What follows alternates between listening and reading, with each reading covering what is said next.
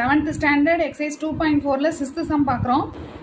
என்ன சொல்லியிருக்காங்கன்னா negative of the அதர்னு சொல்லியிருக்காங்க. ஒரு ரூட்டு இன்னொரு ரூட்டோட நெகட்டிவ்னு சொல்லியிருக்காங்க. ஃபஸ்ட்டு நம்ம லெட் ஒன் ரூட் பி ஆல்ஃபான்னு எடுத்துக்கிறோன்னு வச்சுக்கோங்க. அனதர் ரூட் என்னன்னு எடுத்துப்பீங்க?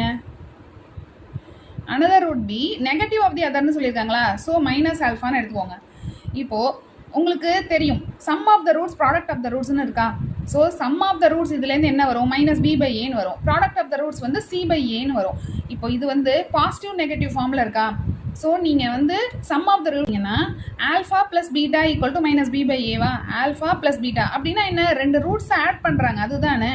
இப்போ நாம் எடுத்துக்கிட்டது ஆல்ஃபா மைனஸ் ஆல்ஃபா, அதனால் alpha minus alpha equal to minus b by a. ஆல்ஃபாவும் மைனஸ் ஆல்ஃபாவும் கேன்சல் ஆகிடுமா, உங்களுக்கு என்ன கிடைக்கும்? Minus b by a. இங்கே 0 கிடைக்கும். ஸோ 0வோட இங்கே மல்டிப்ளை பண்ணும்போது 0. So minus b equal to 0 which gives B equal to 0.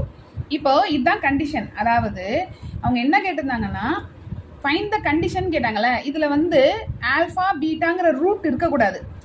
Alpha இங்கே வந்து நம்ம மைனஸ் ஆல்ஃபான்னு எடுத்துக்கிட்டோம். ஸோ அந்த மாதிரி ரூட்ஸ் வரக்கூடாது. ஏபிசி இந்த மாதிரி தான் வரணும். ஓகேவா, ஏபிசி வரணும். இப்போ நீங்கள் வந்து இதோட கண்டிஷன் நெகட்டிவ் ஆஃப் தி அதருக்கு கண்டிஷன் என்ன கண்டுபிடிச்சிருக்கீங்க? பி ஈக்குவல் டு 0ன்னு கண்டுபிடிச்சிருக்கீங்க.